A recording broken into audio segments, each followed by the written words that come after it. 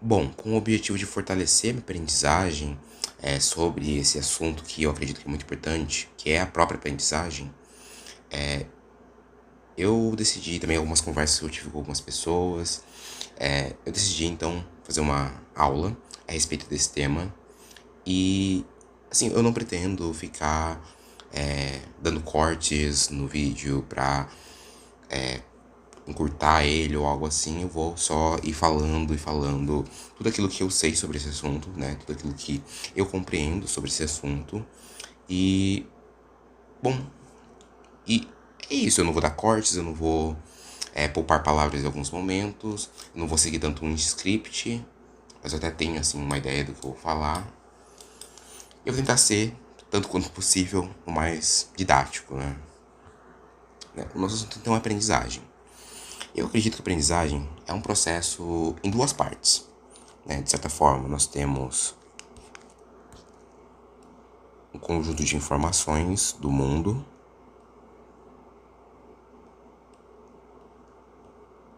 mas aí são informações. E também nós temos, por assim dizer,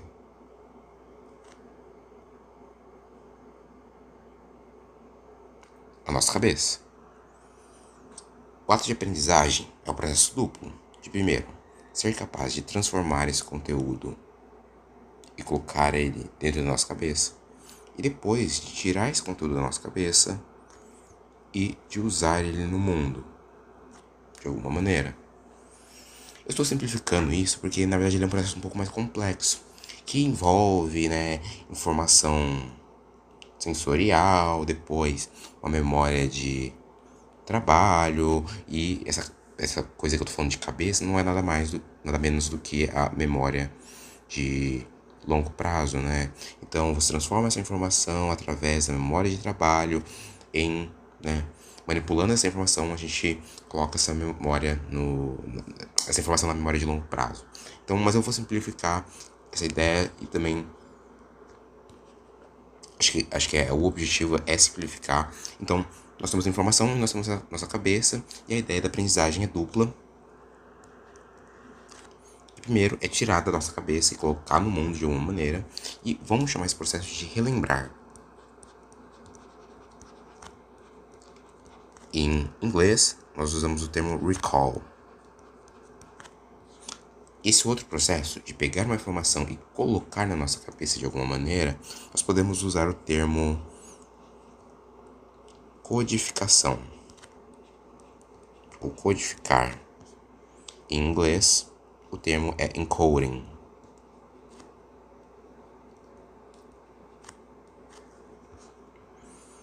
Por mais que esse processo de codificação seja o primeiro, né? Você precisa primeiro pegar a informação e colocar na nossa cabeça. Eu vou abordar esse outro elemento primeiro, que é o ato de tirar da nossa cabeça e colocar no mundo, porque eu acredito que ele seja mais simples de explicar primeiro. Esse ato de relembrar, né, se baseia em um princípio, uma metáfora geral, de que a memória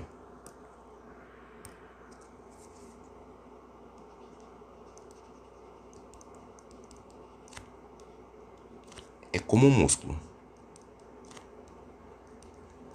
Quanto mais você fortalece essa memória através do ato de relembrar, né, o relembrar acaba atuando como um exercício físico. Quanto mais você utiliza essa ação de relembrar, quanto mais você faz exercício físico, melhor vai ser a sua memória, melhor vai ser o seu músculo, mais forte vai ser o seu músculo. Então, da mesma maneira que o exercício físico ele fortalece o músculo, o ato de relembrar fortalece a memória.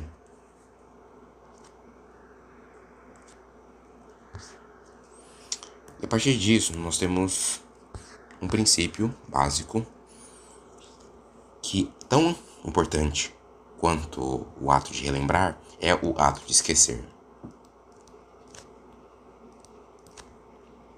Eu vou falar sobre 3 princípios básicos relacionados ao relembrar. O primeiro dele é o esquecimento. Mais especificamente, né, relacionado a isso, juntando o esquecimento e o ato de relembrar, é a repetição. Na verdade, o termo revisão. espaçada.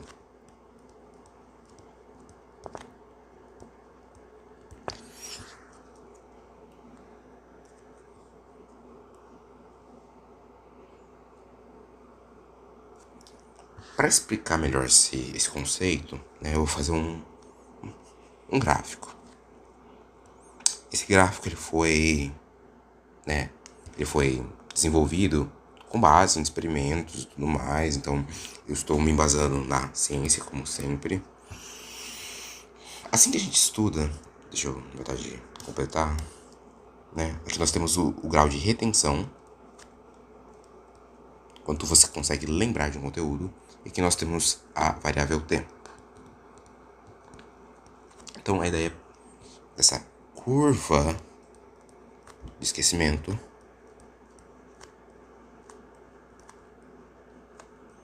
é mensurar o nosso grau de retenção ao longo do tempo.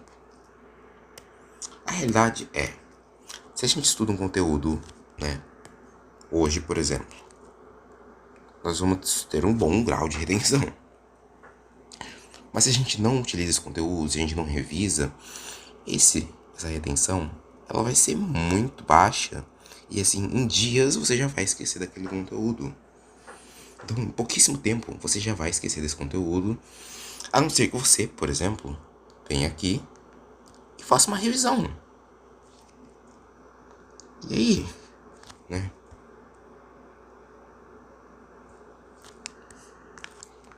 Aquilo que você estava esquecendo vai ser retomado. E o seu grau de retenção também vai aumentar. Todavia, o que foi observado é que depois que você faz essa revisão, né, depois que você tem um período de esquecimento e faz uma revisão, a curva de esquecimento ela se torna menos acentuada.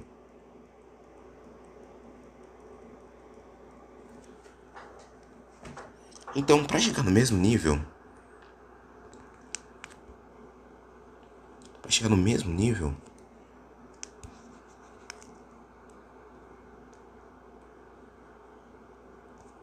de esquecimento, foi necessário muito mais tempo.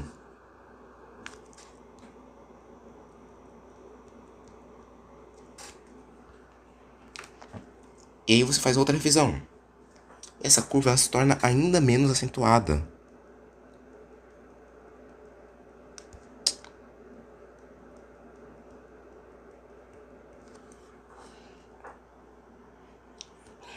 E aí, mas a partir de certo momento você vai começar a esquecer, né? Aí você faz outra revisão. E a curva do esquecimento se torna, mais uma vez, ainda menos acentuada. Então, qual que é a ideia geral, né? Aqui nós temos as revisões. Cada setinha dessas é uma revisão. Então, o que foi observado nesse experimento? Que nós temos um período de né, que o conhecimento ele é jogado fora, né, no nosso cérebro, ele vai jogar fora as informações que não se repetem, que não são relevantes no nosso cotidiano.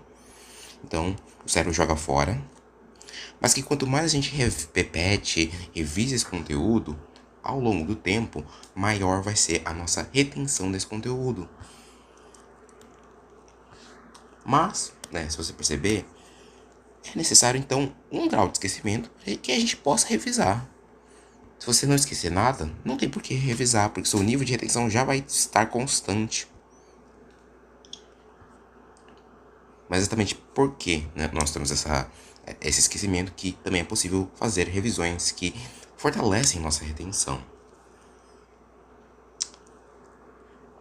Então, a ideia geral é que é dupla, né? Primeiro, nós temos que revisar, nós temos que repetir os exercícios, utilizando a metáfora da memória como músculo e esse ato de relembrar como um exercício físico que fortalece o músculo, nós temos que repetir o exercício. Não basta você estudar uma vez o conteúdo, porque o seu nível de retenção vai cair.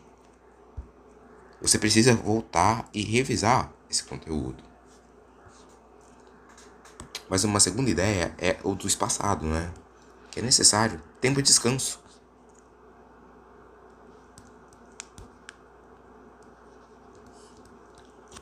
Entre as sessões de estudo, por exemplo, é necessário descanso. É necessário esquecimento, porque senão você não consegue revisar. Ou aí seu grau de retenção já vai estar tão alto que nem é necessário revisar, né? Então, se a memória, né, funciona como um músculo, funciona como uma força, a força é derivada de um músculo, e o ato de relembrar atua como um exercício físico, quanto mais você repete o exercício físico, né, através de revisões, por exemplo, mais fortalecida vai ser a sua memória. Melhor você vai lembrar desse conteúdo. E, né, esse princípio também mostra a importância do descanso, de como é necessário, às vezes, dar um tempo. Tipo, por exemplo, aqui é uma semana, um dia. Aqui são 3 dias, né? E aqui nós temos uma semana. E aqui, para você esquecer realmente o conteúdo, vai ser necessário, tipo, 2, 3 semanas.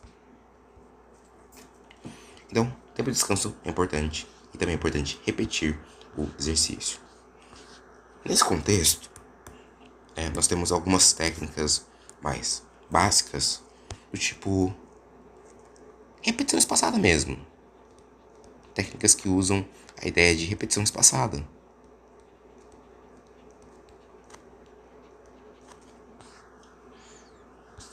Com base, por exemplo, em 3, uma semana, um dia, 3 dias, uma semana, 2 semanas.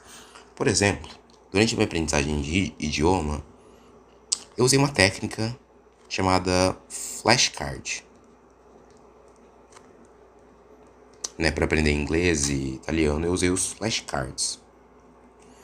Que era o seguinte, nós tínhamos, né, que colocar... É um aplicativo, então eu usei o Anki, que é um aplicativo de flashcard, que eu usei especialmente para aprendizagem de idioma. De um lado desse cartãozinho, né, nós tínhamos que colocar algumas informações. Eu colocava uma palavra em inglês, tipo world. Aí eu só podia ver essa parte, eu não podia ver o verso do cartão. Por enquanto só podia ver essa palavra. Aí eu tinha que me perguntar, eu lembro dessa palavra? Aí eu tinha que tentar lembrar o que essa palavra significava em português. Aí o que acontecia? Eu revelava a informação do verso do cartão. A palavra era mundo. Se eu relembrasse, se eu conseguisse realmente ter relembrado essa informação, né, depois que eu já estudei ela, eu só revisaria ela 3 dias depois. Depois, se eu fizesse a revisão, né, de novo do cartão, de aparecesse a palavra world, eu tivesse que pensar, eu lembro dessa palavra ou não. Aí, se eu lembrasse, né, aí eu virava o cartão e confirmava se eu lembrava ou não. Depois, o aplicativo automaticamente me fazia revisar isso só depois de 3 dias, depois só depois de uma semana, depois só depois de 2, 3 semanas. Então o aplicativo automaticamente fazia essa repetição espaçada. Mas não necessariamente você precisa de flashcards para fazer essa repetição. Contanto que você consiga repetir esse conteúdo, fazer revisões de maneira não necessariamente em 3 dias, depois uma semana, depois 15 dias, mas simplesmente ir revisando esse conteúdo ao longo das suas sessões de estudo é essencial, é a ideia geral.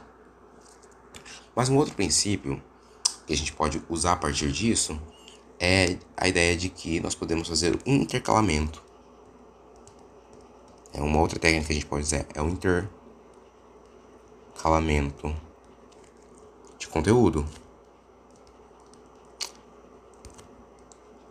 Geralmente, como as pessoas estudam, né? Digamos que isso aqui seja 2 dias. Dia 1, dia 2. E a pessoa tenha 3 horas de estudo nesses 2 dias. Como as pessoas tendem a estudar, no primeiro dia a gente estuda um conteúdo.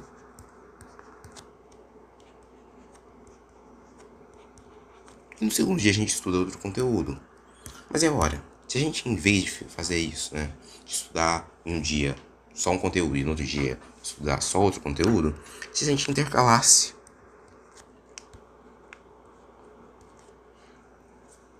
Agora, no primeiro dia você estuda o conteúdo A, depois estuda o conteúdo B e depois volta para o conteúdo a ideia geral é que para você voltar e conseguir estudar o conteúdo A de novo, você vai ter que revisar.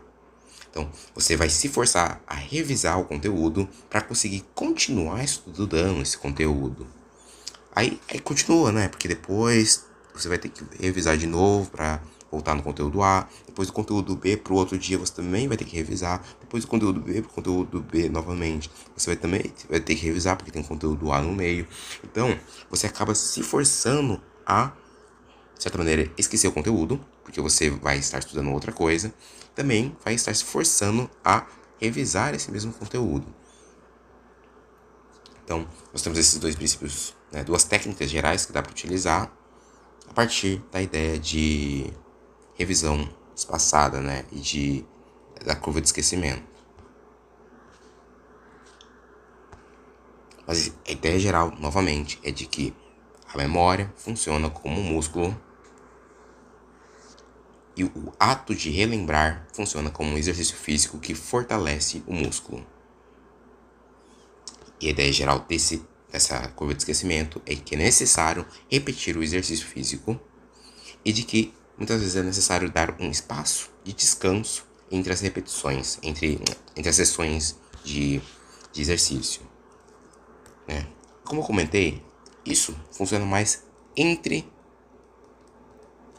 as sessões de estudo, não tanto em uma mesma sessão de estudo, porque isso, né, é um outro princípio, que é o relembrar ativo.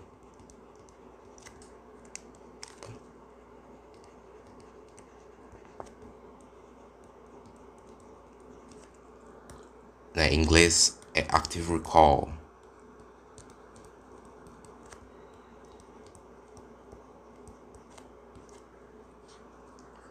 Que esse sim já ocorre durante uma mesma sessão.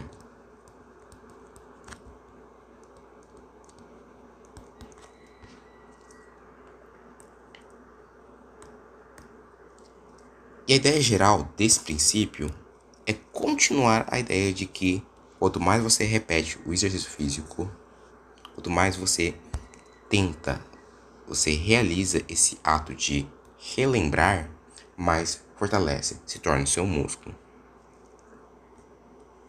Então, em uma mesma sessão de estudos, da mesma forma que é em uma mesma sessão de exercício, quanto mais exercício você faz, quanto mais você usa esse ato de relembrar, mais fortalecido se torna a memória, mais fortalecido se torna o músculo. Então, quanto maior a carga de exercício, quanto mais exercício, mais músculo. Então, da mesma maneira, quanto mais você tenta lembrar, quanto mais você tenta lembrar, não estou falando sobre relembrar de maneira perfeita, mas quanto mais você tenta relembrar, você faz esse ato mental de relembrar, mais fortalecido é a sua memória. Isso, novamente, durante uma mesma sessão de estudo.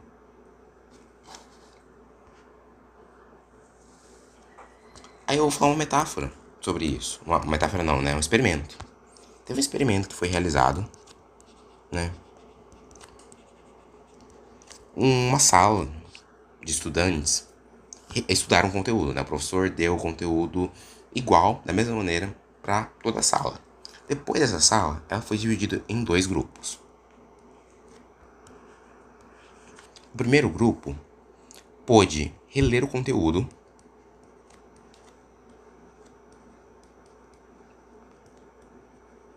depois então de já ter estudado, e esse grupo ele pôde reler o conteúdo de novo.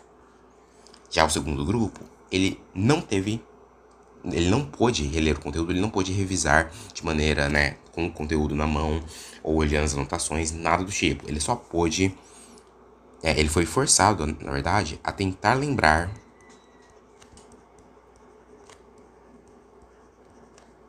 do conteúdo.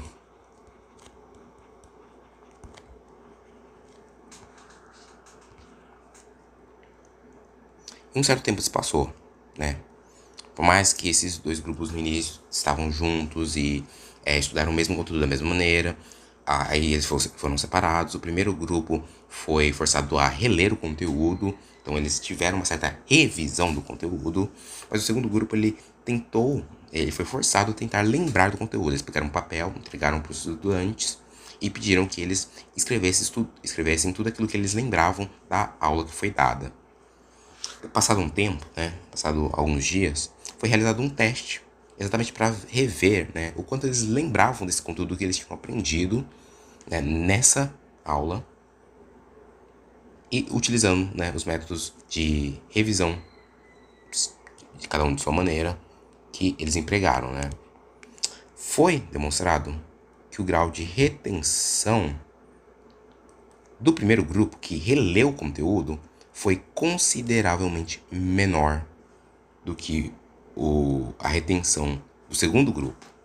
Então, parece de certa maneira contraintuitivo, né?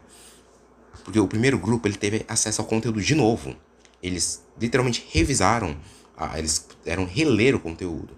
Então, me parece contraintuitivo de que eles retêm menos conteúdo porque eles tiveram acesso de novo conteúdo. Mas essa é a realidade. Por quê?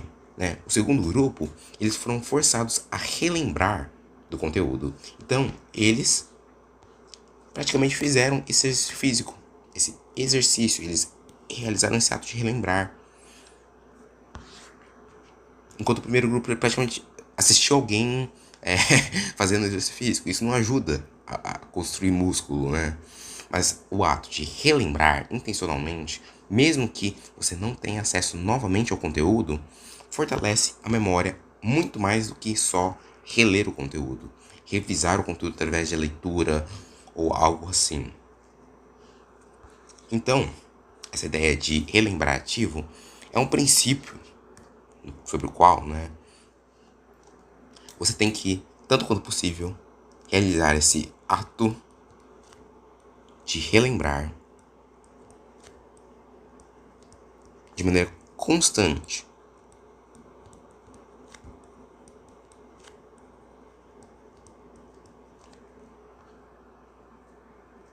De maneira ativa, né? Por exemplo, vou dar um exemplo hipotético, né? Porque você pode usar isso de uma infinidade de maneiras, mas vou dar um exemplo. Digamos que você tem um livro lá, né? Você esteja lendo ele. Aqui é um parágrafo, aqui é outro parágrafo. Como as pessoas tendem a estudar esse livro? Elas vão lá, elas grifam os termos importantes, tá, tá, tá, tá, tá, tá, tá, tá, tá, tá, tá. Tem esse termo aqui, esse termo aqui, esse termo aqui. Elas vão grifando o termo importante. Quem sabe depois elas fazem um resumo desse conteúdo. Às vezes, né? Às vezes elas só vão lá, pegam um texto, leem e fazem os grifos, né? Essa é uma técnica que é tão inefetiva quanto só reler o conteúdo, né? E agora, se a gente, em vez de ficasse fazendo esses grifos, a gente pegasse, lesse o conteúdo, fechasse o livro e tentasse escrever exatamente aquilo que a gente lembra do parágrafo. Então, eu lembro isso, isso daqui, isso daqui, isso daqui, isso daqui.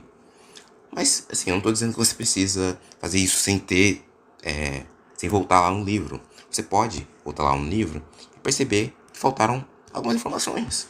E ir lá e complementar o seu resumo, né? Complementar a sua, né? Você pode escrever isso em um caderno ou, por exemplo, na margem do próprio livro, contanto que você se force a tentar lembrar daquilo que você acabou de ler, em vez de ficar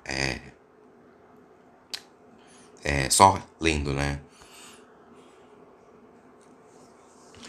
Uma outra ideia, além de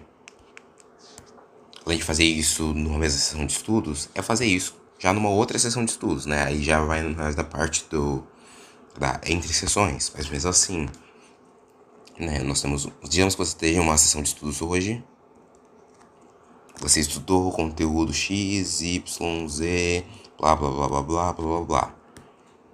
Quando você for estudar no próximo dia o mesmo conteúdo, o que você pode fazer é tentar lembrar ativamente daquilo que você estudou ontem. Então, pega lá seu papel e começa a escrever. Ah, tem isso aqui, isso daqui, isso daqui. Aí você vai lá e revisa. Putz, faltou uma informação. Aí você vai lá e acrescenta, não tem problema. O importante é que você conseguiu realizar esse exercício, esse ato de relembrar ativamente, sem estímulos, né, outros, tipo relendo ou algo assim, daquele conteúdo que você estudou ontem. Esse ato constante de relembrar é fundamental.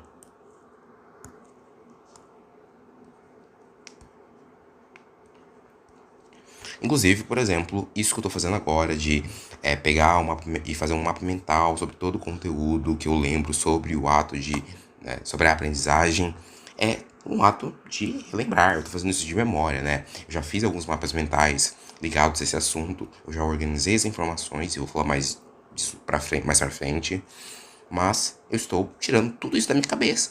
Talvez eu esqueça de uma informação ou outra, mas é isso, qualquer coisa eu volto e acrescento ou algo assim. Mas por enquanto, a ideia é ir falando, sim, tanto quanto possível, como eu lembro daquilo que eu estudei.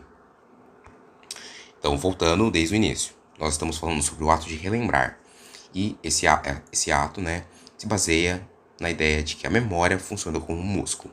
Quanto mais você relembra desse conteúdo, mais fortalecido se torna a sua memória. Tal qual, quanto mais você faz exercício, mais fortalecido se torna o músculo. Nós temos a ideia da revisão, de que nós precisamos repetir o exercício físico. Da mesma maneira, nós precisamos repetir esse conteúdo para que ele realmente se fixe na nossa memória. Mas que nós precisamos dar um tempo, nós precisamos esquecer o conteúdo de certa maneira, para que quando a gente repita, né, da mesma maneira que a gente descansa para fazer um exercício, entre sessões de exercício físico, nós precisamos de um certo descanso, nós precisamos esquecer o conteúdo para que depois a gente volte a realizar esse ato de relembrar e que esse conteúdo se fixe ainda mais, né? Aí nós temos a ideia de relembrar ativo, que é algo que você pode fazer durante uma mesma sessão. Então, constantemente ir lá, lendo conteúdo, tirando do papel, sem olhar aquilo que está no livro, simplesmente ir lá e escrever com base naquilo que você lembra e depois complementar, é aquilo que é mais ideal, porque você está fortalecendo a sua memória através desse exercício físico que é o ato de relembrar. Exercício físico não, né? Exercício cognitivo, que é o ato de relembrar. E você também pode fazer isso entre as sessões de estudo, né? Então hoje você estuda um certo conteúdo e amanhã você, então, tenta relembrar aquilo que você estudou e complementa, caso for o caso. E agora, nessa mesma veia, eu queria falar sobre um outro assunto, né? Que vai no mesmo sentido, que é o de autoteste. É uma postura que nós precisamos ter de continuamente testar aquilo que a gente aprendeu ou não. Por quê? Né? Eu acredito que a aprendizagem, que o conhecimento, de certa maneira,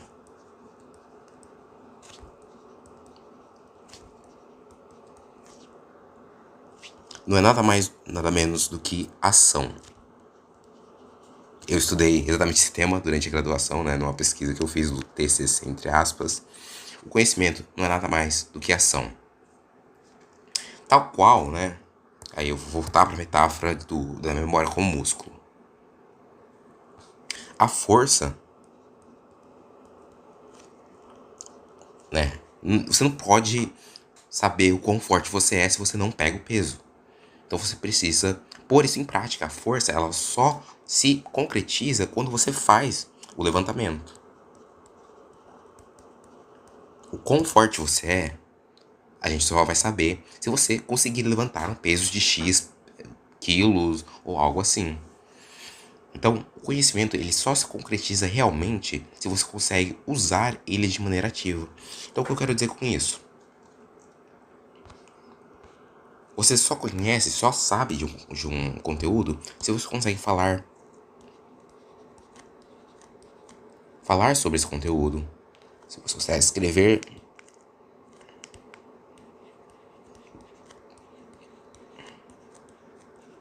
sobre esse conteúdo, se você consegue aplicar esse conteúdo em, por exemplo, um exercício físico, resolver um exercício, falar sobre esse conteúdo, escrever, aplicar, resolver exercício físico, se você consegue colocar isso em ação. Porque a realidade é que é impossível você conhecer algo e ser incapaz de falar ou de aplicar isso de alguma maneira. Se você não consegue falar sobre um assunto, você não conhece esse assunto. Essa é a realidade. Porque o conhecimento não é nada mais, nada menos do que ação.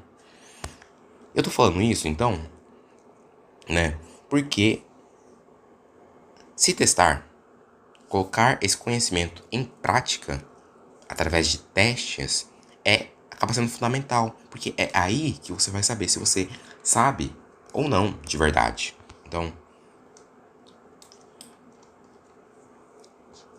é ideal que você se teste continuamente.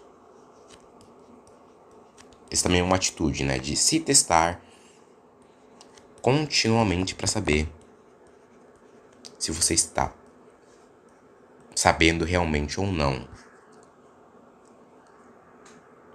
E como a gente pode fazer isso? A gente pode, por exemplo, resolver exercícios físicos, resolver exercícios, questões. A gente pode também fazer simulados. A gente pode aplicar isso de alguma maneira, criar alguma coisa a partir disso. A ideia geral é que a gente se teste continuamente. Porque a gente só vai saber se a gente sabe ou não de um conteúdo se a gente coloca isso em ação. E aí, eu vou voltar também nesse assunto. Porque o ato de relembrar, o ato de, por exemplo, escrever aquilo que você lembra ou de falar aquilo que você lembra, já é um autoteste. Então eu tô falando aqui mais de uma atitude, de se testar continuamente, de tanto quanto possível colocar o conhecimento em prática, falar sobre ele, escrever, resolver exercício, fazer simulados e tudo mais, colocar esse conhecimento em prática. Porque, como eu comentei, né? Da mesma maneira que você só testa a força através do ato de levantar o peso, o conhecimento ele só vai, a aprendizagem só vai se concretizar através de uma ação, de uma nota que você tira na prova, né? Essa é uma consequência de uma ação, né? Mas de uma realização de uma prova que você faz, de uma realização de um simulado, de uma fala que você tem sobre o conteúdo, de uma escrita que você tem sobre o conteúdo. Então, nós precisamos agir para que a gente realmente tenha um conhecimento. Se a gente não tem conhecimento, a gente não consegue agir sobre aquele conhecimento. Eu vou aproveitar também para falar sobre um assunto mais diferente, que tem a ver com esse assunto, com essa ideia de autoteste, que é habilidades práticas. Tudo que eu falei até agora se aplica muito mais a habilidades teóricas, de conseguir falar sobre um assunto, e não tanto com habilidades práticas. Tipo, tocar um instrumento, ou vôlei, futebol, algo nesse sentido, né? Ou, por exemplo, a capacidade de fazer uma redação, de tocar, né? Eu já falei de tocar um instrumento, de resolver exercícios de matemática, que também é uma habilidade prática, não é tanto uma habilidade teórica.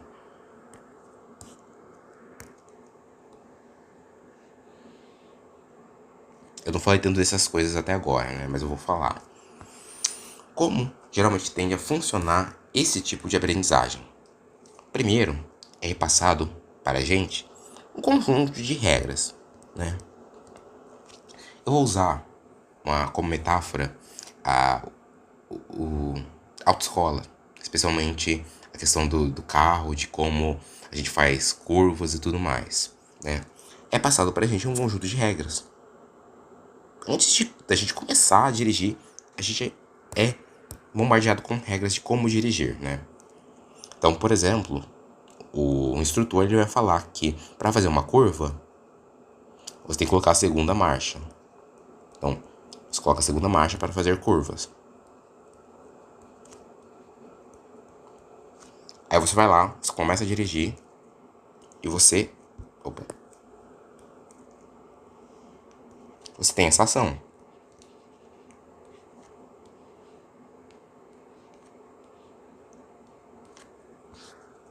Então você faz exatamente o que ele te pediu. Isso vai ter uma consequência natural. Vou abreviar. E é fundamental que tenha essas regras, né? Porque isso te garante um certo grau de segurança na hora de praticar aquele ato, né? Então eu vou usar isso como exemplo por enquanto, mas depois eu uso outros exemplos. Mas a ideia geral é que quanto mais a gente pratica então essa ação de por exemplo, colocar na segunda marcha para fazer a curva, mais a gente tem as consequências dessa ação, mas a gente vai percebendo, né, através das nossas ações, que a gente na verdade não precisa seguir essa regra. Que a gente pode, né, a gente vai praticando, praticando, praticando, e a gente percebe pelas consequências das nossas próprias ações, por uma variação na forma como a gente se comporta, a gente acaba percebendo que a gente pode sim fazer curva na terceira marcha.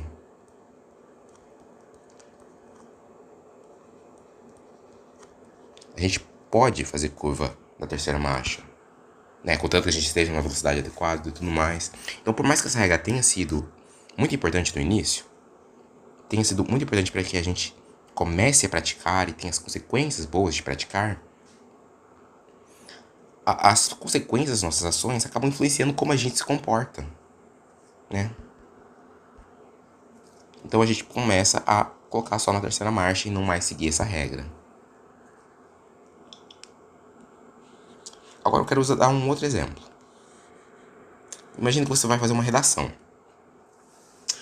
Também é repassado para nós que nós temos que seguir um conjunto de regras para fazer uma redação, antes mesmo da gente pôr isso em prática.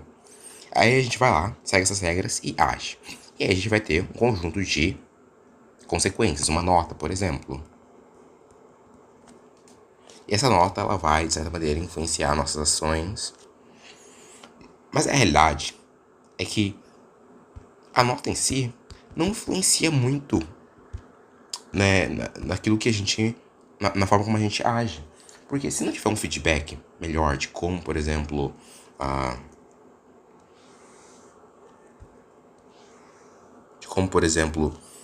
a gente pode melhorar daquilo que a gente errou, isso não vai servir de tanta coisa. Então, por mais que, no caso do carro, a consequência influenciou a nossa ação, então esse é o primeiro princípio, às vezes é necessário que a gente analise as consequências,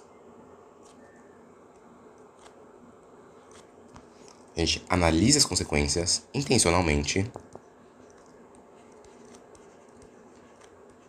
tenha feedback, seja da gente mesmo, da gente parar para analisar aquilo que a gente está fazendo, como a gente pode melhorar ou algo nesse sentido, tenha esse feedback ou também de outras pessoas, de especialistas, né, sobre o como a gente deve fazer nessas situações, para a gente criar regras para nós mesmos. Então, digamos que você esteja fazendo uma redação, se você só recebe uma nota, sei lá, e não recebe nenhum outro tipo de feedback, você não vai melhorar. Você precisa, de certa maneira, parar para analisar. Eu não posso usar esse vocativo que me tirou pontos, esse termo aqui não está escrito de maneira certa, então eu preciso aprender como se escreve de maneira certa. Esse daqui, o argumento ficou meio torto, então eu preciso aprender melhor como argumentar. Se você tem esse feedback e você cria regras novas para você mesmo, por exemplo, não usar o termo X, ou utilizar outra estrutura de argumentos.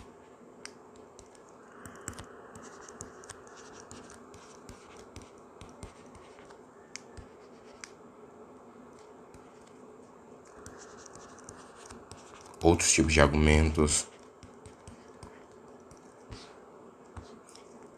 A consequência disso é que seu comportamento vai estar sob controle dessas regras que você mesmo criou para você mesmo melhorar, e você pode melhorar a partir disso.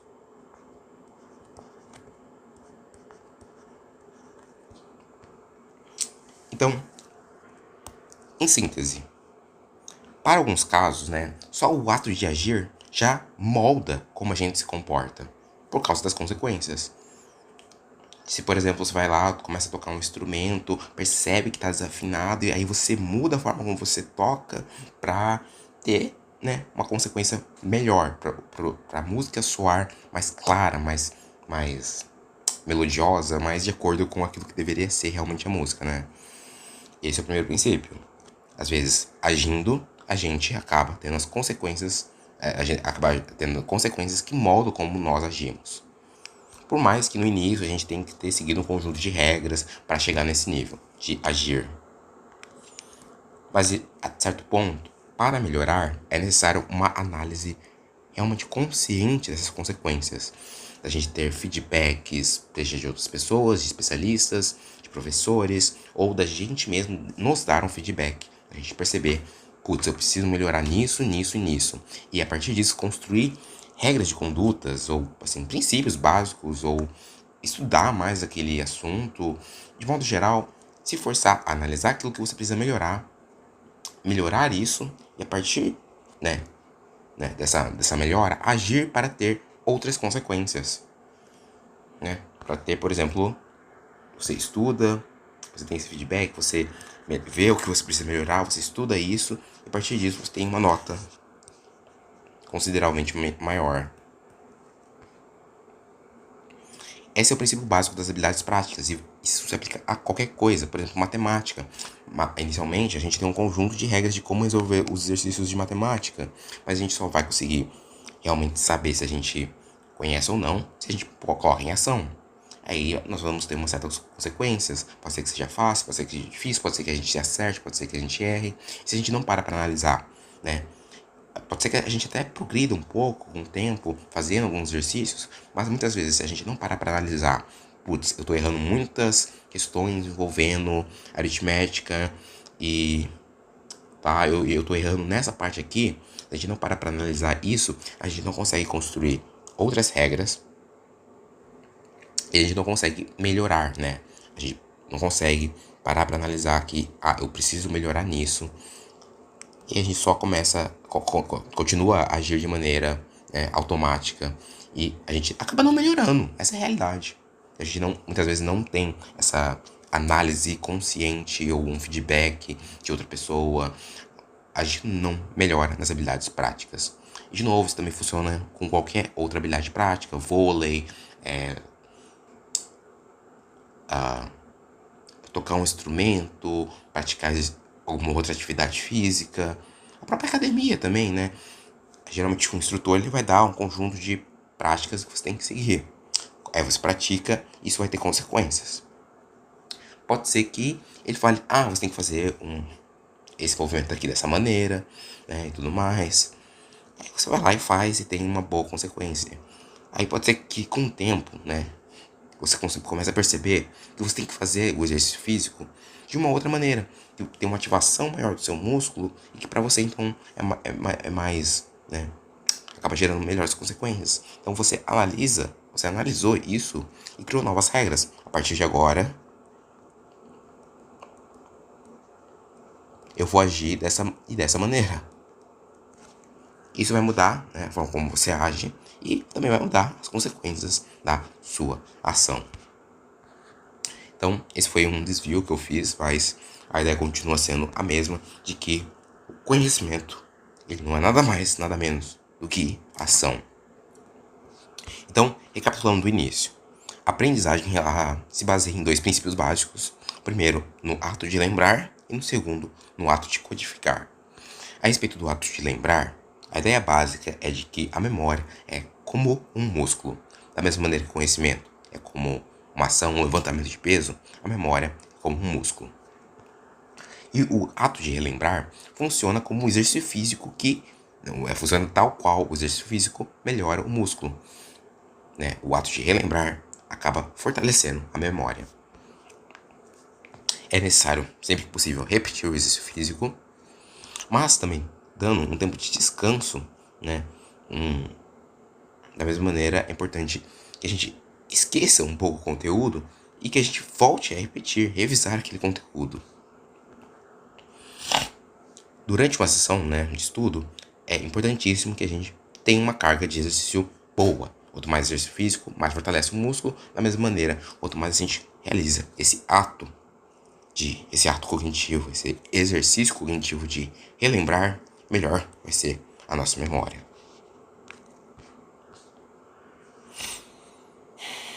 Além disso, né, o conhecimento funciona. O conhecimento ele não é nada mais, nada menos do que ação. Da mesma maneira que a força, né, o uso desse músculo através da força só se concretiza através do uso do músculo, né? A aprendizagem, a memória só se concretiza através de ações.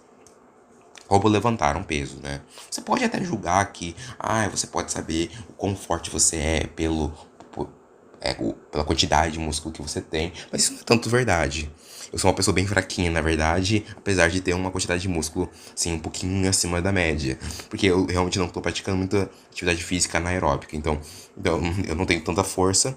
Eu sei disso colocando em prática. E, por exemplo, ficar ficar com o músculo doendo depois que eu faço uma atividade X ou Y. Então eu sei disso na prática, que a força ela se baseia muito mais nas ações do que na quantidade de músculos. Bom, esse foi o princípio básico, né, sobre o relembrar. E agora nós vamos falar sobre o ato de codificar. Da mesma maneira que o ato de relembrar, né, eu expliquei ele através de uma metáfora, eu também vou usar uma metáfora para explicar o que é o ato de codificar. Se você for pegar, né, o próprio termo, ele já traz uma metáfora em si mesmo.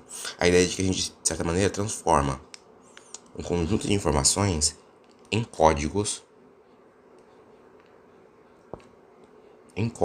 que, de certa maneira, possivelmente, fazem mais sentido na nossa cabeça do que essas informações, né, concretas.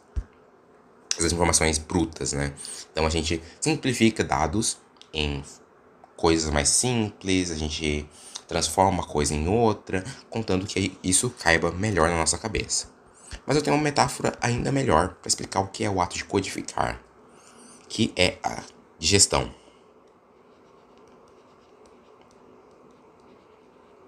Na verdade, isso acaba funcionando como um processo duplo, né? Aqui nós temos o consumo de comida e aqui no final a gente tem a digestão em si. Na verdade, durante todo esse processinho aqui, né, nós temos a digestão. Isso é importante porque eu vou falar sobre consumo mais pra frente. Mas a ideia geral da digestão é que nós temos, então, umas comidas,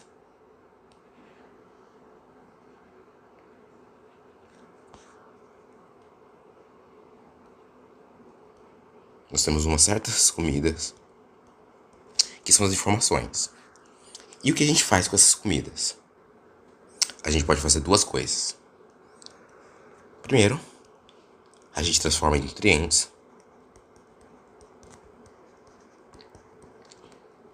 E segundo, a gente transforma em fezes.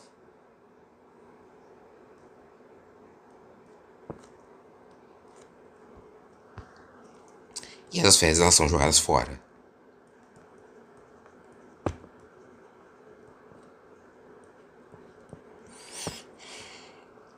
O processo de codificação é bastante similar. Por quê? A gente tem, né, as informações. E a gente pode armazenar as informações importantes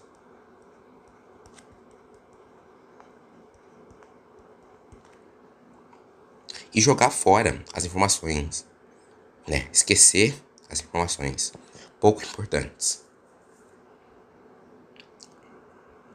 Só que, né, esse processo depende da digestão. E a realidade é que existem diversas formas de digerir um alimento. Formas que diversas formas de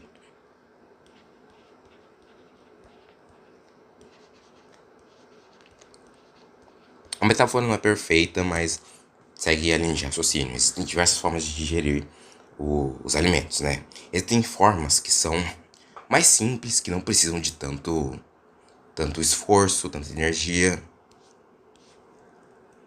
De, por exemplo, só mastigar. Já é uma das formas de, né, digerir um alimento. E existem formas mais complexas, mais, mais calóricas, que gastam mais energia. Por exemplo, né, absorver os nutrientes lá na parte mais inferior do intestino. Esse processo gasta muito mais energia, é muito mais complexo, é muito mais refinado do que simplesmente mastigar. Da mesma maneira, né, nós temos formas de digerir um conteúdo, de codificar um conteúdo, que são mais simples e formas mais complexas de fazer isso. E a ideia geral é que as formas mais complexas de fazer isso tendem a gerar uma maior retenção, de transformar mais os alimentos, transformar mais as informações em nutrientes, em coisas que a gente acaba retendo e jogando menos fora coisas que a gente não se relembra, acaba se relembrando, né? Por enquanto, não precisa estar isso completamente claro. Eu vou explicar melhor através de uma taxonomia, né? Tem um pesquisador chamado Bloom, essa é a taxonomia dele, que é, na verdade, uma hierarquia.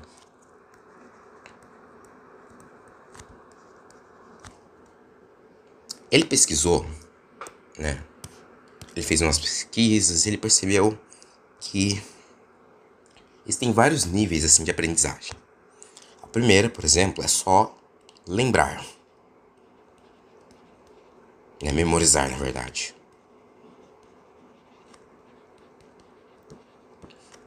Quando você consegue memorizar informações assim extremamente básicas, do tipo, quando aconteceu a queda da Bolsa de Valores nos Estados Unidos? Tá, 1929. É isso. O segundo nível é de entender. Então, por exemplo, você é capaz de entender. Isso aconteceu por causa disso, blá blá blá, blá blá blá. Você não só memoriza os fatos isolados, mas você consegue correlacionar um pouquinho mais esses fatos. Então, temos essa informação, você consegue ir correlacionando conjunto de informações que, do contrário, estariam isoladas. Esse nível de aprendizagem, ele é extremamente ineficiente, né? Ele é muito simples, então ele acaba não retendo tanta informação. Se você só memoriza o conteúdo, beleza, você vai esquecer disso em 2 dias, um dia, talvez menos, assim, horas. Se você entende um pouquinho essa informação tá relacionada com essa outra informação, talvez você acabe lembrando um pouquinho mais, porque essa é uma atividade um pouquinho mais complexa, que, né, tal qual, né, o exercício físico que você faz, o tipo de exercício físico que você faz, se for mais complexo, gasta mais energia, mas você vai lembrar. Então, existem atividades físicas, atividades cognitivas de aprendizagem que são mais simples, como essas, e existem um conjunto de atividades cognitivas que são bem mais complexas.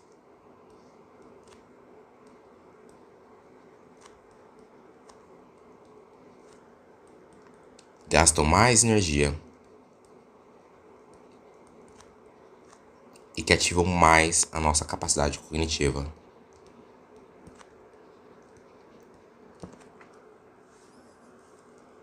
Isso aqui é tipo fazer um exercício extremamente básico de uma academia. Tipo, vai crescer o músculo? Vai, mas vai ser muito lento.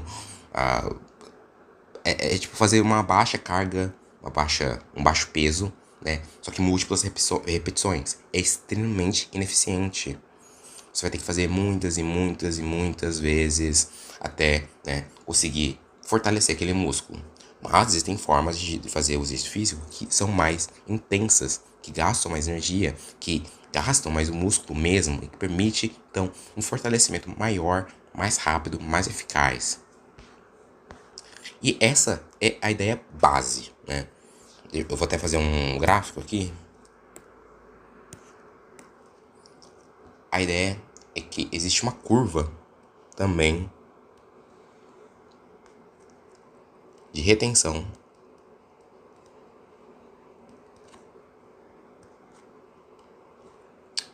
por gasto de energia cognitiva.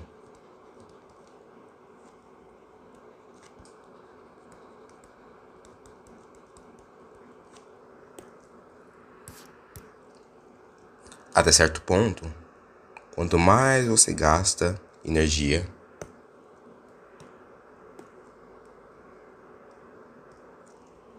mais você retém aquela informação.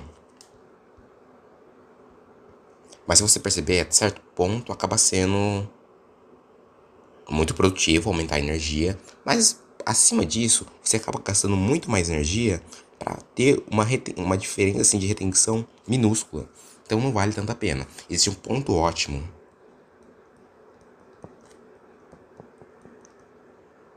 onde você gasta uma energia cognitiva, você utiliza métodos muito mais complexos, cognitivamente falando, de estudar um conteúdo, que acabam gerando uma retenção maior desse conteúdo.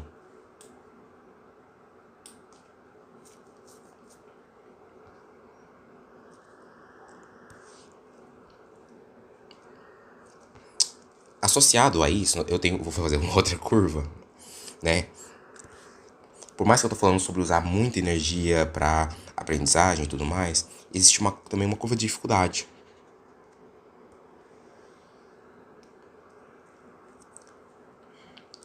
Essa energia cognitiva que a gente gasta está diretamente ligado à dificuldade da tarefa.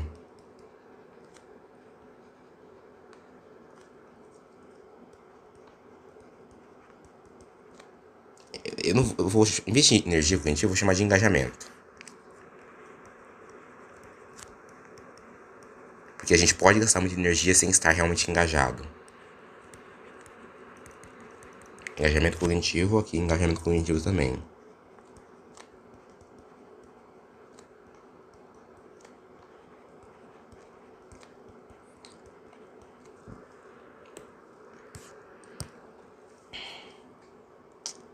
A curva segue uma curva normal. E também existe um ponto ótimo.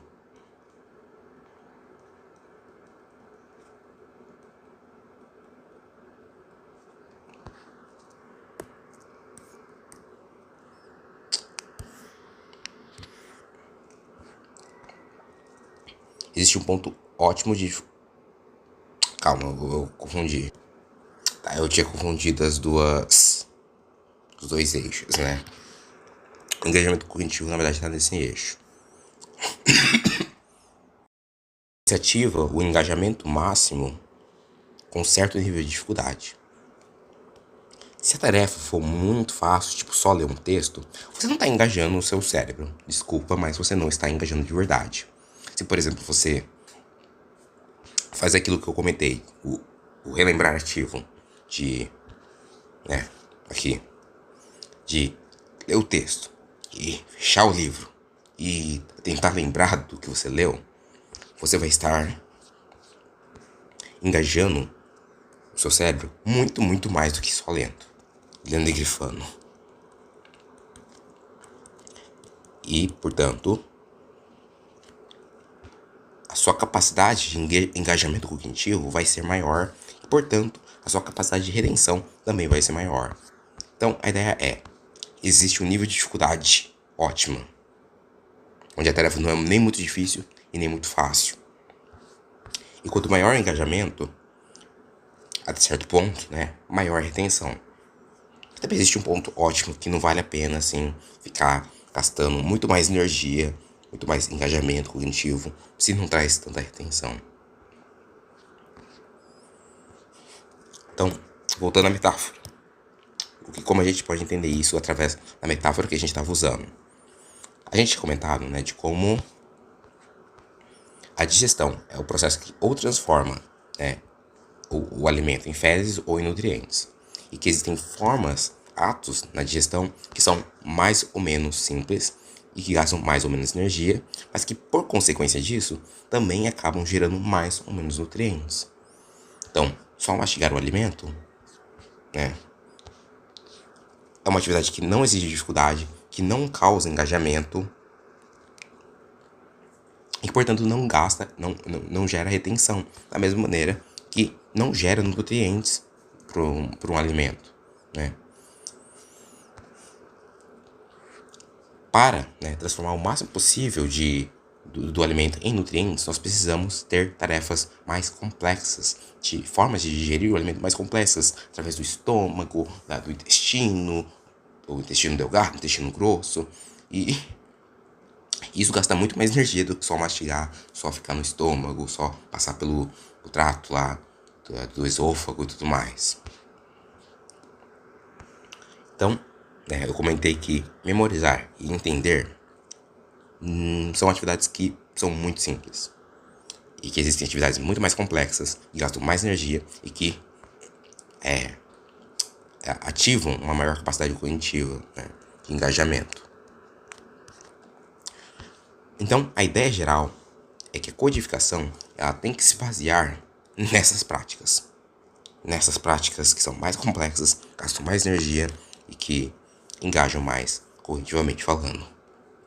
E quais são essas práticas? E aí a situação se torna um pouquinho mais complexa, porque existem uma série de atitudes que você pode tomar.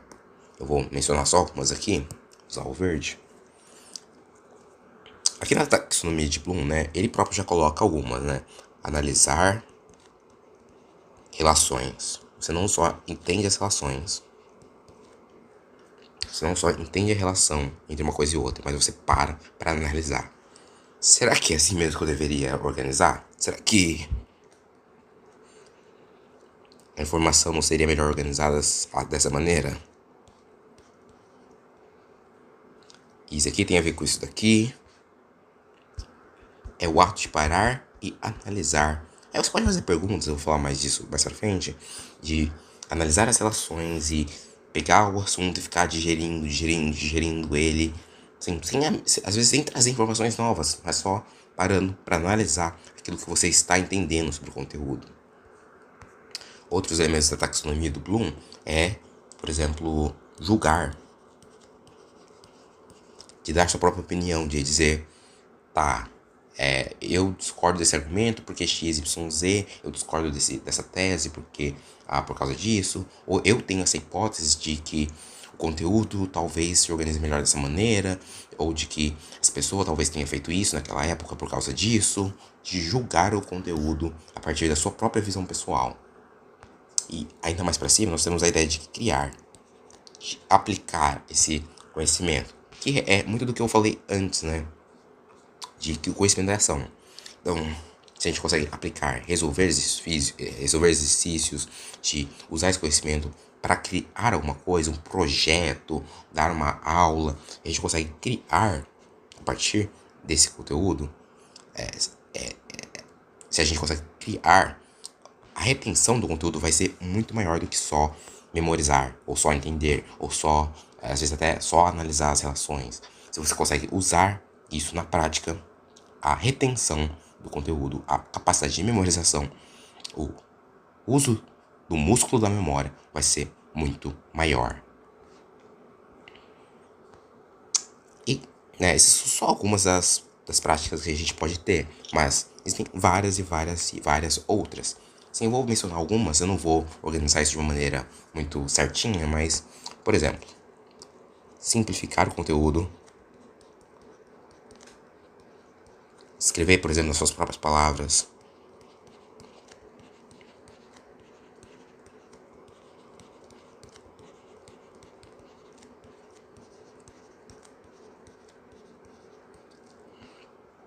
São duas coisas muito parecidas, né? Você pegar um texto e tentar simplificar de uma maneira tão de uma maneira clara mesmo, assim, de escrever o conteúdo de uma maneira que você compreende, não de que da forma como o texto compreende, mas como você colocaria aquilo que está escrito. Outra forma é agrupando informações.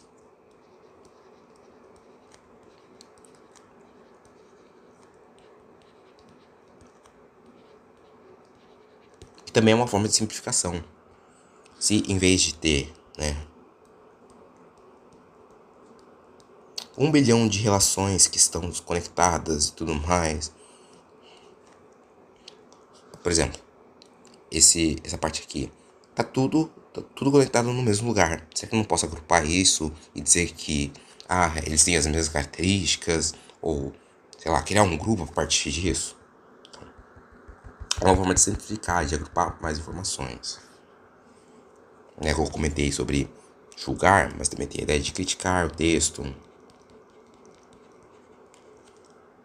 Criticar, de criar hipóteses.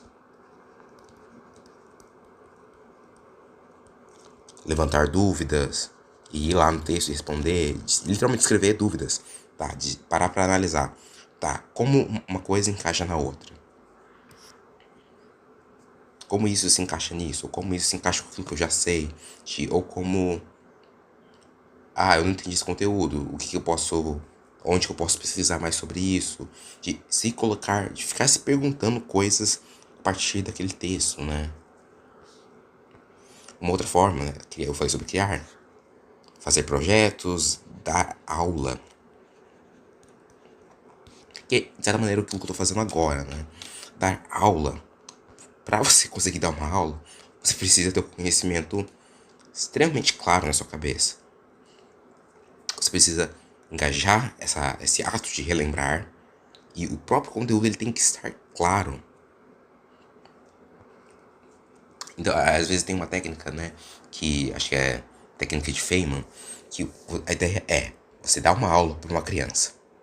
Você explica o conteúdo de maneira tão simples, tão clara, tão didática, que até mesmo uma criança pode entender.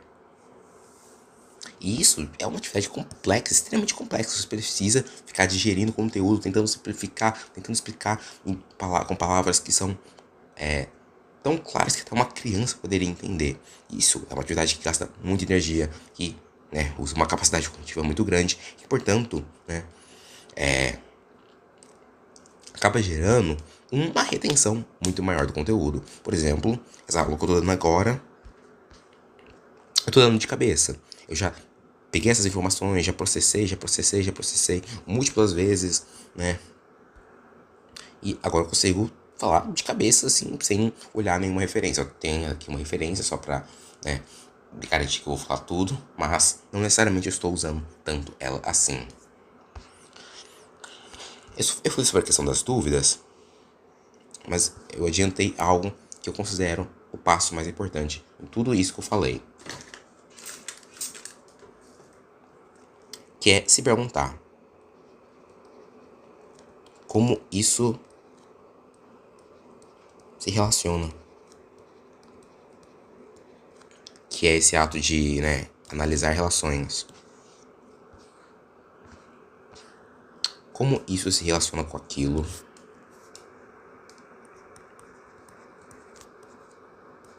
Como a informação se relaciona com outra informação que você está estudando. Ou como a informação se relaciona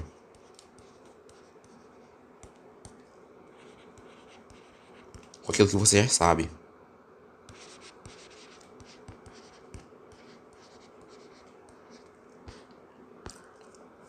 E esse processo também é muito importante. Existe também um princípio, uma ideia, que criar metáforas, criar analogias, na verdade, como eu venho fazendo até agora, é uma forma de simplificar o conteúdo a partir do engajamento de coisas que você já sabe e assim, colocando as próprias palavras, criando uma hipótese, depois criticando essa hipótese, criar uma analogia, então, é uma das melhores maneiras de relembrar alguma coisa. Então, por exemplo, a metáfora de que a memória funciona como um músculo. Quanto mais você faz atividade física, mais você fortalece o músculo. Da mesma maneira, quanto mais você realiza o ato de relembrar, mais fortalecida é o músculo, essa capacidade de memorização de um determinado assunto. Aí eu simplifiquei essa ideia, então, através de uma metáfora. Essa metáfora tem seus limites, né? Então eu mesmo já critiquei essa metáfora, já construí outras metáforas, e essa foi a que eu achei melhor. Mas, por exemplo, na questão da digestão, eu percebo que essa metáfora não é perfeita, né? Até tem umas outras informações que eu gostaria de acrescentar, mas essa metáfora não é perfeita. Porque, por exemplo, eu comentei sobre, né, mastigar não ser uma atividade que gasta tanta energia, sobre, né, usar o intestino grosso, delgado, ser mais efetivo, mas todo alimento vai parar no intestino. Mas o que eu quero dizer é que essas outras atividades, né, do intestino, do estômago, é onde o alimento realmente é processado. Mas parece que algumas pessoas, elas querem só mastigar o conteúdo, né? Elas só querem colocar na boca e é isso aí, porque você não absorve nada na boca. Então você acaba esquecendo, tudo é transformado em fezes, por assim dizer. Tudo é jogado fora. Mas eu sei que essa metáfora não é perfeita.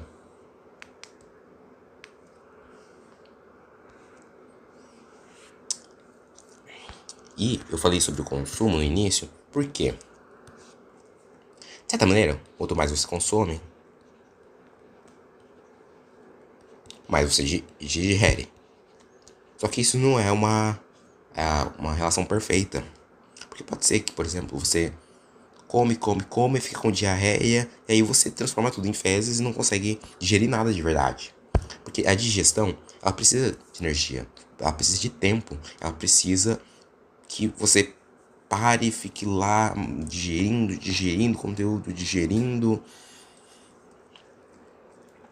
E às vezes a gente sequer quer fazer isso, né? Por exemplo, se você for estudar para um concurso, para uma prova, não vale a pena ficar lá digerindo conteúdo igual eu tô digerindo todo esse tema, né?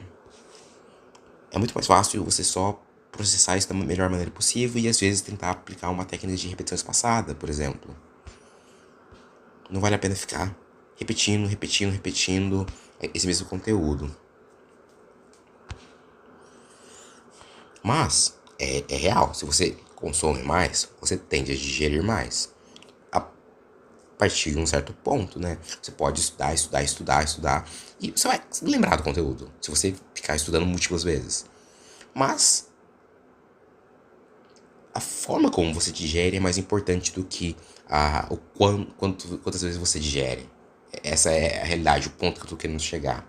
Você pode mastigar a comida e tá, você vai absorver mais nutrientes assim, de certa maneira. Mas é muito mais eficaz se o alimento for parar no estômago, depois no intestino, depois no outro intestino. Porque é aí que o processo de digestão realmente acontece. Da mesma maneira, é através dessas ferramentas de relacionar o conteúdo, de simplificar o conteúdo, de criar hipóteses sobre o conteúdo, de criticar, julgar, criar analogias. É assim que realmente a aprendizagem acontece. A gente pode pular as etapas mais simples, porque elas são pressupostas em tudo isso. Você não tem como simplificar um conteúdo que você acabou de ler, por exemplo, sem entender aquilo que você leu, sem, de certa maneira, memorizar os fatos isolados, porque você vai estar engajando muito mais a sua capacidade cognitiva, simplificando, do que meramente lendo e entendendo e memorizando. Aí como a gente aplica isso na prática, né?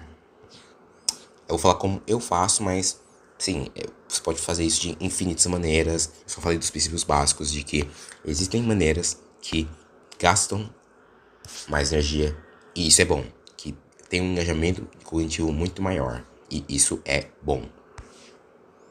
Então, como geralmente eu faço? Tá, digamos que eu tenho que estudar um texto. Tem o texto aqui. Uma forma como a gente pode fazer é fazer aquilo que eu comentei. Ler o parágrafo e escrever a partir disso. Eu tendo a fazer um mapa mental, por exemplo. Um mini mapa mental, um esqueminha que faz sentido pra mim. Mas às vezes eu pego o texto, né? E isso tudo sem olhar o que eu acabei de ler. A ideia é fechar o livro e tentar lembrar de cabeça aquilo que eu acabei de ler. Como, né, eu tinha comentado sobre a importância do relembrar. Mas nesse processo eu tô simplificando, eu tô analisando as relações, como uma coisa relaciona com a outra. Será que isso aqui na verdade tem a ver com isso daqui?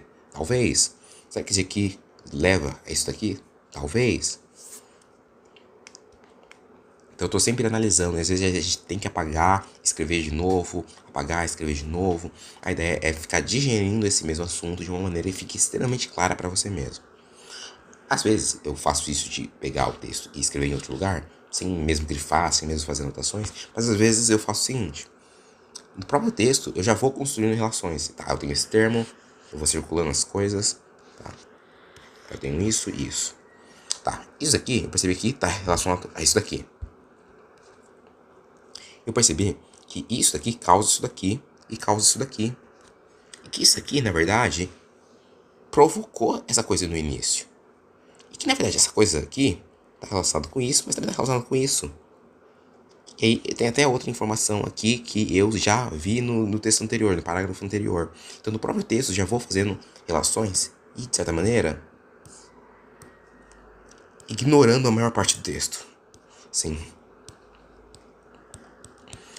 No próprio texto, eu acabo marcando aquilo que é importante. E isso também acaba fazendo com que eu ignore o resto, porque não é importante pra mim.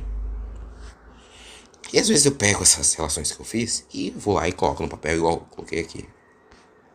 Ou às vezes eu já vou pro próximo parágrafo e faço as mesmas anotações de, tá, esse termo se relaciona com esse daqui, isso daqui, isso aqui, isso aqui causa isso daqui, isso aqui tem a ver com isso daqui.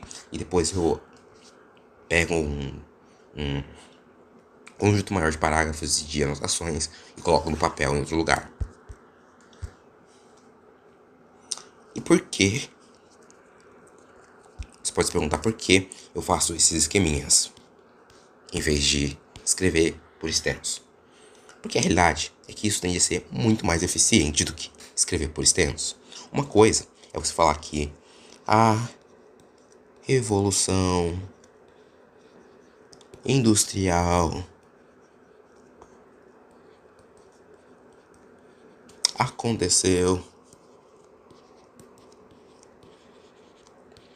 em 1900. Eu não sei a data, vamos falar 1700.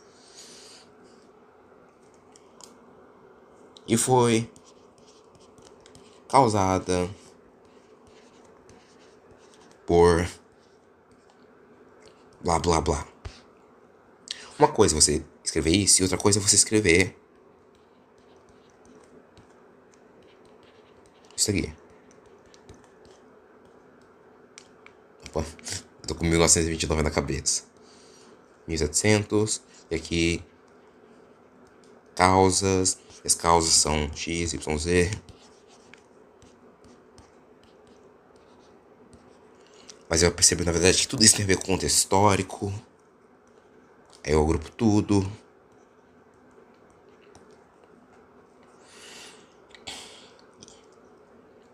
E aí, eu coloco as consequências aqui.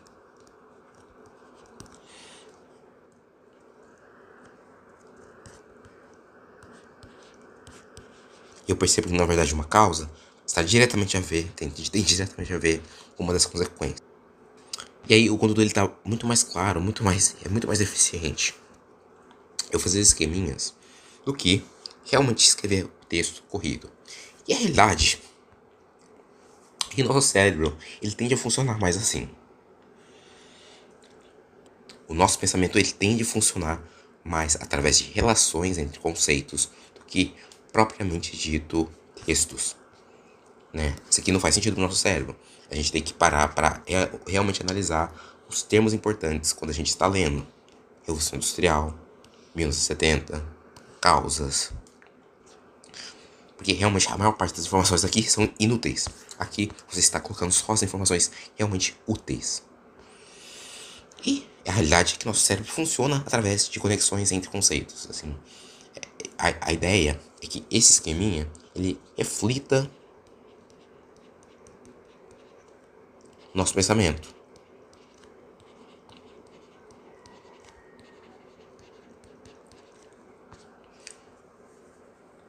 Quanto mais esse esqueminha reflete o nosso pensamento, reflete aquilo que a gente entende, aquilo que a gente memorizou, mais claro vai estar pra gente também, mais fácil de memorizar.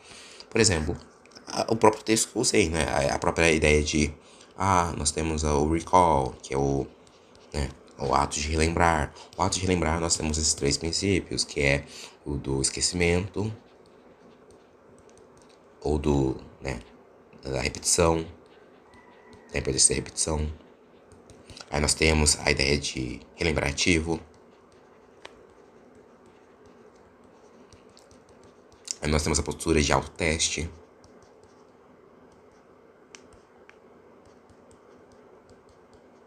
E uma coisa tem a ver com a outra e tudo mais. Nós também temos a ideia de habilidades práticas. Relacionado ao autoteste, melhor dizendo. Nós temos habilidades práticas.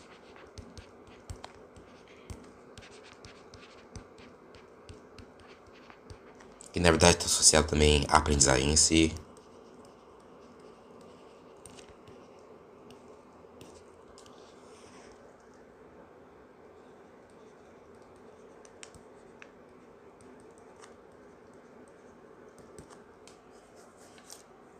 Então, tudo isso está muito bem organizado na minha cabeça. Isso aqui é um reflexo do meu pensamento. Inclusive, eu acho que dá para perceber que a parte do encoding, da codificação, está muito menos organizado para mim, na minha cabeça, do que a parte do relembrar. Porque é um processo que, de fato, é mais complexo. Eu, por exemplo, poderia passar horas e horas digerindo todos esses métodos de agrupamento de informação, de simplificação, de criação de hipóteses, tentar simplificar isso de uma maneira muito coerente. Mas eu sei que isso vai gerar um gasto cognitivo que não vale a pena. Tipo, eu consigo lembrar das informações sem fazer isso, né? Eu consigo lembrar dos princípios básicos de como isso se relaciona, como isso se relaciona com aquilo que eu já sei, como uma coisa tem a ver com a outra, qual a minha opinião sobre o texto e tudo mais. Tudo isso está muito claro para mim. Aí eu vou também trazer na prática como eu tento a fazer isso. Mas antes vamos só revisar então a ideia básica até agora. Eu vou aproveitar para usar isso que eu acabei de colocar. O ato de relembrar atua é como um músculo, é como um exercício físico. Da mesma maneira que a memória está para o músculo, o ato de relembrar está para o exercício físico. É necessário que a gente repita o exercício e que a gente tenha um tempo de descanso. Da mesma maneira, é necessário que a gente revise os assuntos e que a gente tenha um tempo para esquecer o assunto. E durante uma sessão de estudos, por exemplo, a ideia é que a carga seja mais intensa possível, que a gente tente continuamente ficar relembrando aquilo que a gente acabou de estudar. E o conhecimento é ação, da mesma maneira que a força ela não é nada mais, nada menos do que a capacidade de levantamento de peso. Isso só se mostra na ação concreta e não tanto na teoria, né? O conhecimento ele só se comprova através da ação. E para ter essa ação, a gente pode nos testar. Em questão de habilidades práticas, nós temos um conjunto de regras e essas regras elas motivam uma ação e muitas vezes a consequência dessa ação molda a forma como a nossa ação é realizada. Às vezes, em outras situações, é necessário que a gente tenha uma capacidade de analisar as consequências e ver onde a gente precisa melhorar, de ter feedback de outras pessoas ou de só conscientemente analisar as nossas consequências e criar regras novas a partir disso. De, eu preciso melhorar isso, isso e isso. Ou, a partir de agora, eu não posso mais usar esse termo.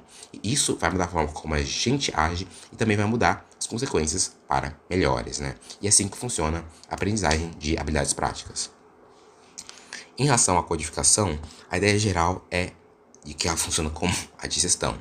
Existem processos mais simples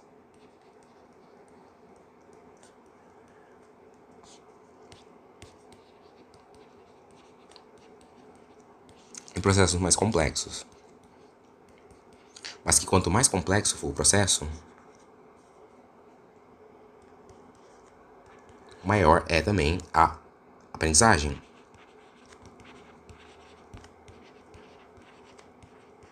Então, nesse caso, só ler o texto e grifar é um processo muito simples, que assim, praticamente nem permite que você memorize, nem permite que você entenda o conteúdo, né? Você realmente precisa engajar o cérebro, entender aquele conteúdo, digerir aquele conteúdo.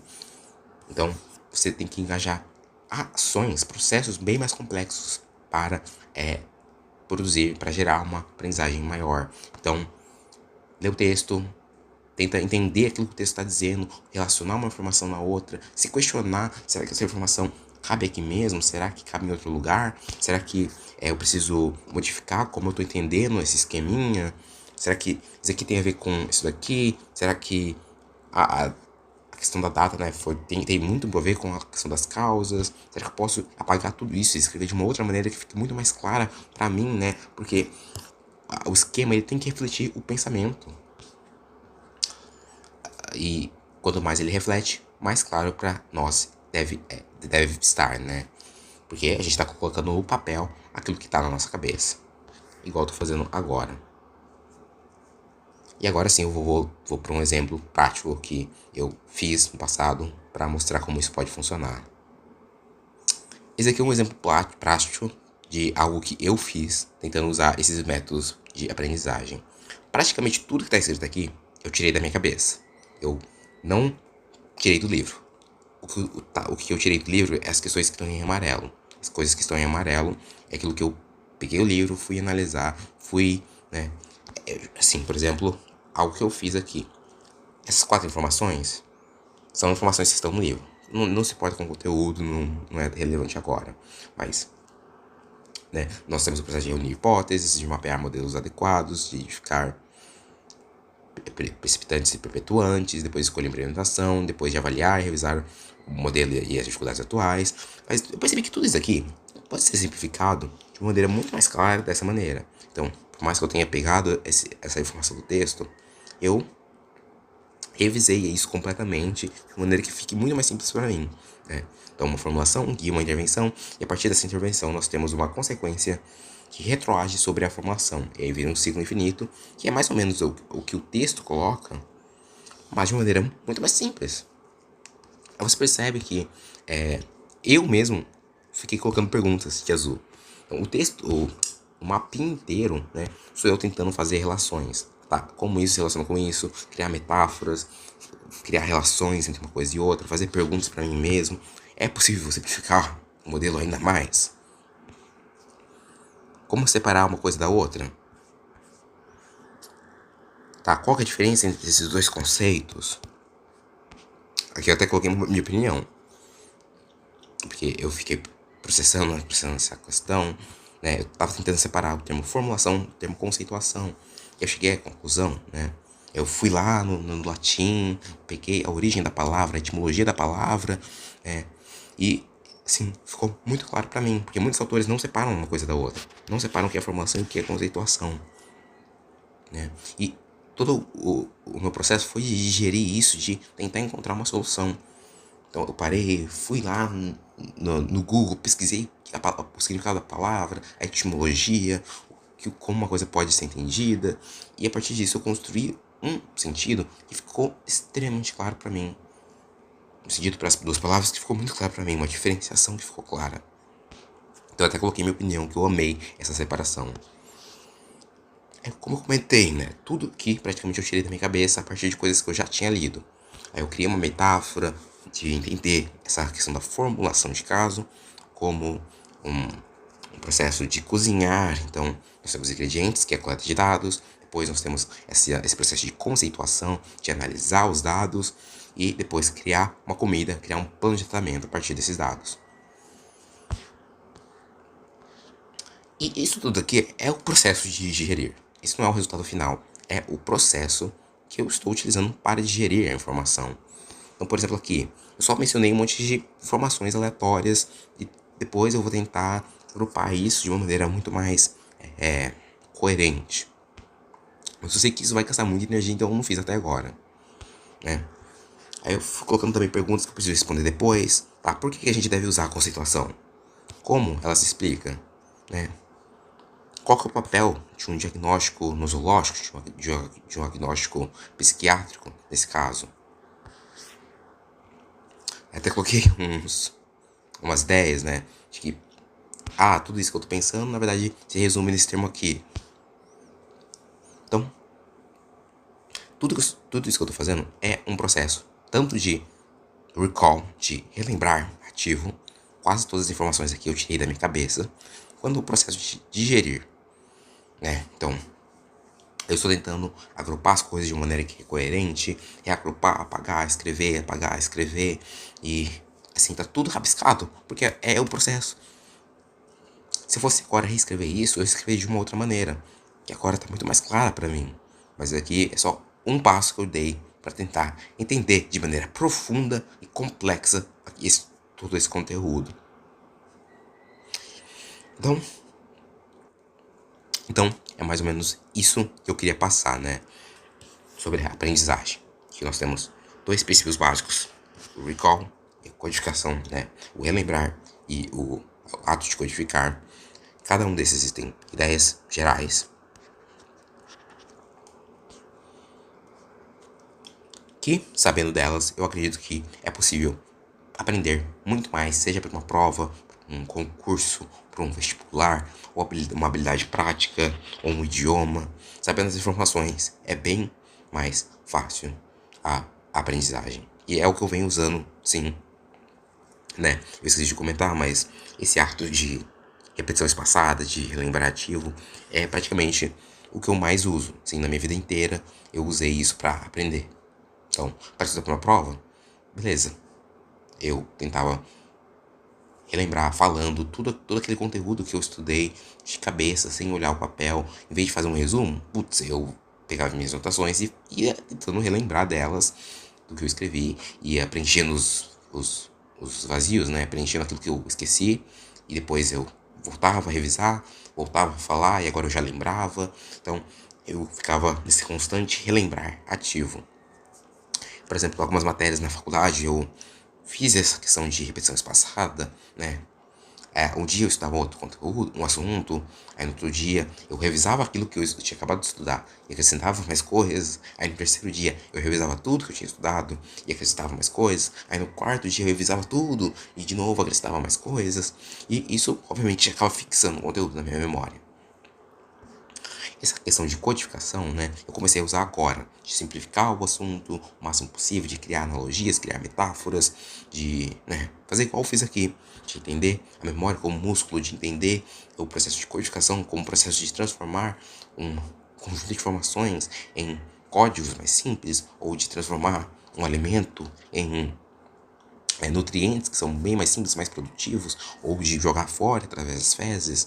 Então, tudo isso foi um processo de tentar relembrar do assunto e tentar codificar esse assunto de uma maneira extremamente clara para mim mesmo. E é isso.